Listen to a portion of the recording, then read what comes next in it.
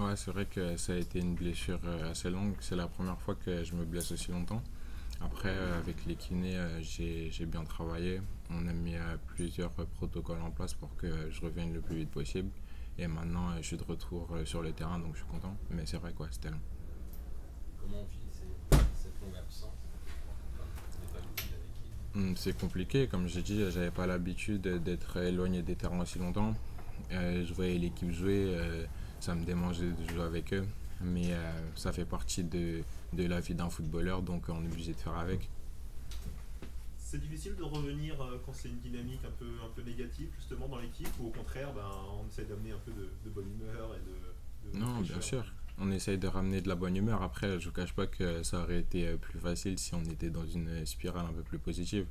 Après, je vais essayer d'apporter la fraîcheur, mon savoir-faire. Et j'espère qu'on va pouvoir engranger le maximum de points lors des prochaines rencontres. Sur quoi le staff a mis l'accent cette semaine? Sur quoi? On continue à bien travailler. Après, je pense qu'il faut qu'on soit plus efficace dans les deux surfaces, que ce soit offensivement et défensivement. Et par la suite, je pense qu'on pourra remporter nos matchs. Est-ce que tu peux apporter cette créativité au milieu du terrain qui manque assez cruellement à l'équipe, on va dire? Je sais pas si ça manque de créativité. Après, moi, je vais apporter mon savoir-faire. Euh, on a des recrues aussi qui sont là, qui sont des joueurs offensifs, qui vont apporter à l'équipe. Donc je pense que c'est de bon augure pour la suite. Est-ce que tu sens que les jeunes, vous êtes encore plus responsabilisés pour cette fin de saison? Plus responsabilisé, je sais pas. Après, chacun dans le groupe a une certaine responsabilité.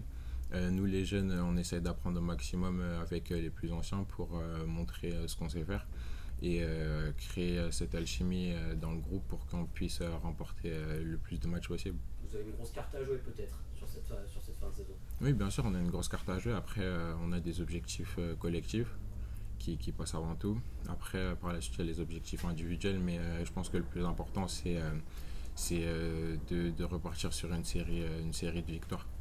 Est-ce que, pour reprendre un peu le mot de Nicolas, c'est pas le moment de vous responsabiliser, de vous dire bah maintenant c'est l'équipe est un peu en échec, c'est aussi à nous un peu de nous montrer, de prendre un peu du leadership quoi. Si, bien sûr. Je pense que nous, les jeunes, on doit montrer qu'on est aussi là. Donc, on va voir avec les anciens. Ils vont nous donner des conseils, chose qu'ils font déjà depuis le début de la saison. Et je pense que ça pourra bien se passer. Tu disais qu'il fallait être efficace dans les deux surfaces. On a constaté sur le dernier match que les transitions, les récupérations de balles, vous les perdiez très rapidement. Il n'y a pas aussi là un progrès à faire? Ouais, non, bien sûr, on a plusieurs progrès à faire. Après, comme je l'ai dit, on essaye de le travailler à l'entraînement. Là, c'est bien parce que ça faisait longtemps qu'on n'avait pas une grosse semaine d'entraînement comme ça. Bon, on n'enchaînait pas de match tous les 3 jours, donc on a bien pu travailler physiquement et tactiquement. Et j'espère que ça va apporter ses fruits ce week-end. C'est quoi? C'est un problème uniquement technique, mais c'est aussi un problème de concentration sur vos transmissions? Je sais pas, après, comme je l'ai dit, on a pas mal de progrès à faire, mais comme dans chaque équipe, il faut qu'on progresse sur certaines choses et je pense que ce que vous êtes en train de dire, c'est un des points sur lesquels on doit progresser. Est-ce que vous y croyez encore à la cinquième place? Bien sûr, dans le foot, tout est possible, donc tant que mathématiquement pardon, c'est encore possible, on va tout donner et on fera les comptes à la fin. Est-ce que vous sentez un peu de pression quand même? Là, vous allez jouer Toulouse, Guingamp, 2 matchs à domicile. Des De la, équipes à votre on va dire. de la pression, il y en a toujours. Après, on va prendre chaque match les uns après les autres et on fera les comptes à la fin. Et comment vous avez des nouveaux joueurs qui sont arrivés? Comment ça se passe sur l'intégration? Ça se passe très bien. Josh, il est en train d'apprendre la langue là un peu. Yacine, c'est quelqu'un qui est à l'écoute. Ils se font facilement dans un collectif. J'ai la chance de le côtoyer. J'ai la chance de le côtoyer en équipe de France depuis qu'on a 15 ans, 16 ans. Donc, ouais, ils arrivent à bien se fondre dans le collectif. Il y a des connexions dans le jeu du coup avec Yacine, le fait que tu l'aies côtoyé en sélection. Ouais, bien sûr, on a des automatismes qui se sont créés au fur et à mesure de nos sélections et je pense que ça se voit sur le terrain. Et tes apports dans l'ambiance, ça change un peu, ça met un peu plus de vie.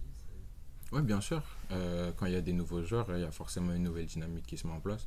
Donc je pense que dans tout groupe, quand il y a de nouvelles personnes, ça crée, comme je l'ai dit, une nouvelle dynamique. Qu'est-ce qu'il peut apporter Yacine, puisque tu dis que tu le connais depuis pas mal de temps? Yacine, il peut apporter cette créativité. Dans les 30 derniers mètres, c'est quelqu'un qui est très fort, qui est capable de créer dans la dernière passe, dans l'avant-dernière passe, d'être décisif aussi. Donc je pense qu'il peut beaucoup nous apporter. Il n'a pas encore joué en Ligue 1. Qu'est-ce qu'il faut faire? Toi, tu as connu cette période-là, basculer, jouer un match en Ligue 1. Qu'est-ce qu'il faut faire pour être performant tout de suite? Parce que c'est ce qu'on va attendre. Bien sûr, je pense qu'il ne faut pas se poser de questions. Le football, c'est avant tout un jeu. Donc prendre du plaisir sur le terrain et après, les performances, elles viendront naturellement. Tu te sens plus libéré, toi, personnellement, par rapport à justement tes débuts en Ligue 1? Oui, bien sûr. Au fur et à mesure des matchs, des minutes, j'arrive à me libérer de plus en plus. Je le vois à l'entraînement, je le vois en match, donc c'est bien, il faut continuer.